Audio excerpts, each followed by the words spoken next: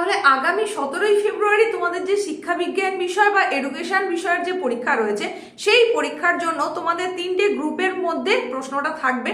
Total 40 নম্বরের প্রশ্ন, মানে মডেল প্রশ্নপত্রে অন্তত সেরকমই দেখানো আছে। সেখানে গ্রুপ এ, গ্রুপ বি এবং গ্রুপ সি হিসেবে দেখানো হয়েছে। তো গ্রুপ এ তে তোমাদের যে প্রশ্নগুলো থাকবে সেটা 2 মার্কসের প্রশ্ন, গ্রুপ বি তে থাকবে 5 মার্কসের প্রশ্ন, আর গ্রুপ সি তে থাকবে 10 নম্বরের যে প্রশ্নগুলো। তাহলে তার জন্য ঠিক কিভাবে কোশ্চেনের সেটআপ সেটা নিশ্চয়ই তোমরা মডেল কোশ্চেন সেট দেখে বুঝে গেছো।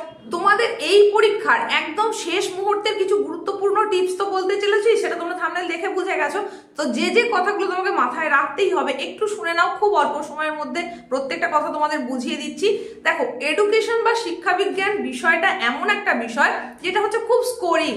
এখান থেকে তুমি চাইলেই কিন্তু অনায়াসে অনেকটা ভালো নম্বর তুলে নিতে পারবে।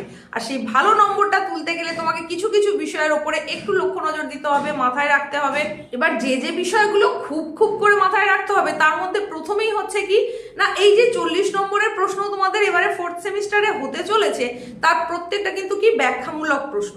আর তোমার এমসিকিউ বলে কিছু নেই, সেটা তোমরা 3rd সেমিস্টারে অলরেডি কভার করে চলে এসেছো। এইবার আগামী 17ই ফেব্রুয়ারির যে পরীক্ষা তোমরা দেবে সেখানে বর্ণনামূলক প্রশ্ন থাকছে।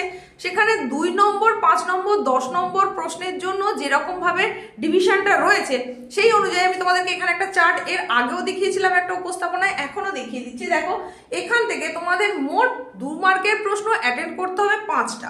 সেখানে শিখন ও শিখন কৌশল থেকে একটা অ্যাটেন্ড করতে হচ্ছে, মানসিক স্বাস্থ্য সুস্থতা এখান থেকে একটা অ্যাটেন্ড করতে হচ্ছে, তারপরে শিক্ষামূলক প্রযুক্তি এখান থেকে একটা অ্যাটেন্ড করতে হবে, এবং তারই সঙ্গে সঙ্গে শিক্ষা রাশিবিজ্ঞান এখান থেকে 2টো অ্যাটেন্ড করতে হবে।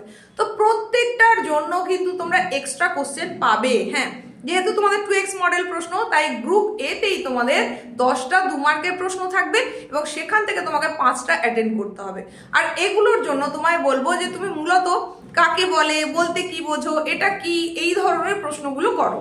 যেমন ধরো, অপানুবর্তন কাকে বলে, বুদ্ধি বলতে কি বোঝো, শিখন কৌশল বলতে কি বোঝায়। তো এই যে কি বলতে কি বোঝো, কাকে বলে, এইগুলো যেমন দেখবে তেমনি কিছু কিছু ক্ষেত্রে কিন্তু বৈশিষ্ট্যগুলো তোমরা একটু দেখে রাখবে। আর সেক্ষেত্রে 2টো করে বৈশিষ্ট্য কিন্তু অবশ্যই জেনে রাখবে। তো এই ধরনের প্রশ্ন কিন্তু এখান থেকে তোমার আসছে। আর আমার মত অনুযায়ী এই যে গ্রুপ এ তোমরা যখন অ্যাটেন্ড করবে সমস্ত প্রশ্নগুলো এক জায়গায় করার চেষ্টা করবে, সিকোয়েন্সটা মেনটেন করবে। তুমি যে যে প্রশ্নগুলো করতে পারবে, যেগুলো অ্যাটেন্ড করবে, সেগুলো তো প্রশ্ন পড়ার সময়তেই বাছাই করে নিচ্ছ। প্রথম 10 মিনিট যে তোমাকে অতিরিক্ত দেওয়া হচ্ছে সেই অনুযায়ী আগেই ঠিক করে নাও কোন কোন প্রশ্ন তুমি করবে। লেখার সময় এই গ্রুপ এ এর প্রশ্নগুলো কিন্তু একদম এক জায়গায় রাখার চেষ্টা করবে। এতে করে কি হবে, তোমার খাতা সম্পর্কে একটা ভালো ইমপ্রেশন তৈরি হবে পরীক্ষকের মনে, আর তখন কিন্তু নাম্বারটা ভালো আসবে। এবার যদি তোমার মনে হয় কোনো একটা হয়তো পারছো না, 5টার মধ্যে হয়তো তুমি 4টে পাচ্ছ, যে কোনো একটা পারছো না, তাহলে সেক্ষেত্রে কি করবে, সেটা কি পরে লিখলে হবে না? হবে, নিশ্চয়ই হবে। কিন্তু 2 মার্কের প্রশ্নের জন্য এমন অনেকটা লেখার জায়গার প্রয়োজন হয় না, তাই ওখানে কিছুটা তুমি জায়গা ছেড়ে দাও, পরে মনে পড়লে তুমি সেটা লিখবে। তবে সিকোয়েন্সটা মেনটেন করে একই জায়গায় গ্রুপের প্রশ্নগুলো এক জায়গায় রাখলে সেটা কিন্তু অনেক বেশি কার্যকরী হবে। আর এরপরে দেখো, তোমাদের 5 মার্কের প্রশ্ন যেটা আসবে গ্রুপ বি তে, সেখানে কি হচ্ছে, তোমাকে 2টো জায়গা থেকে তোমাকে এই 5 মার্কের কোশ্চেনটা দেওয়া হবে। সেটা কি কি, সেটা হচ্ছে মানসিক স্বাস্থ্য সুস্থতা, এখান থেকে থাকবে একটা 5 মার্কের কোশ্চেন, আর একটা হচ্ছে শিক্ষামূলক প্রযুক্তি, এখান থেকে একটা 5 মার্কের কোশ্চেন। মানে এটা তোমাকে অ্যাটেন্ড করতে হবে, কিন্তু তোমাকে প্রশ্ন দেওয়া হবে কটা, সেখানে 3টে প্রশ্ন দেওয়া হবে এবং সেখান থেকে যে কোনো 2টো তোমাকে করতে হবে। আর এই যে গ্রুপ বি তে তোমাদের 5 নম্বরের প্রশ্ন থাকবে, এই 5 নম্বরের প্রশ্নের জন্য তোমাকে যে যে বিষয়গুলোর উপর জোর দিতে হবে সেখানে হচ্ছে ডিজিটাল বিপ্লব, এটার উপরে বেশি করে জোর দাও। তার সঙ্গে তথ্য ও যোগাযোগ প্রযুক্তির উপর জোর দাও, তারই সঙ্গে সঙ্গে লাইফ স্কিল অধ্যায়, এই সমস্ত যে অংশগুলো রয়েছে এগুলোর উপরে কিন্তু তোমাকে অবশ্যই গুরুত্ব আরোপ করতে হবে। তো এখানেও তাহলে কিন্তু এই 2টো অধ্যায়ের ওপরে তোমাকে বেশি করে জোর দিতে হচ্ছে। আর এর আগে যে উপস্থাপনাটা তোমাদের জন্য নিয়ে এসেছিলাম সেখানেও কিন্তু আমি বলেছি এই 2টো অধ্যায়ের ওপরে খুব খুব করে জোর দিতে।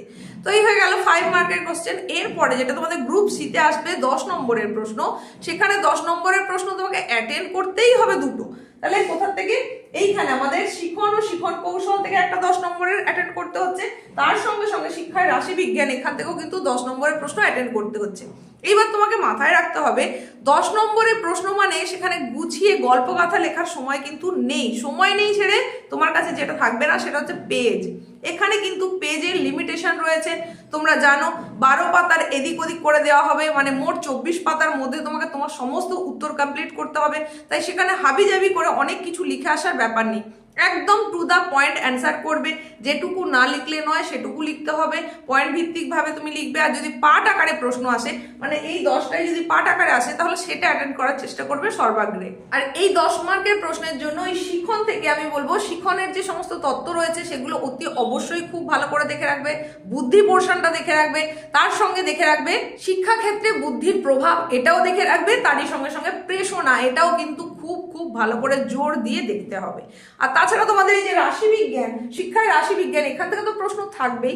এখান থেকে যেমন তোমার থিওরিটিক্যাল প্রশ্ন থাকবে, তেমনি কিন্তু তোমার এখানে যে সমস্ত অঙ্ক রয়েছে সেই জিনিসও থাকছে। মিন, মিডিয়ান, মোড, মানে স্ট্যাটিস্টিক্সের যে বিষয়গুলো রয়েছে সেগুলো তো তোমার থাকছেই।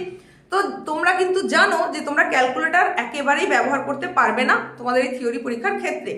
সেক্ষেত্রে অঙ্ক যেহেতু থাকবেই, মুখে মুখে করা যায় এরকম ধরনের যে অঙ্কগুলো রয়েছে তার উপরে কিন্তু তোমাকে বেশি করে জোর দিতে হবে।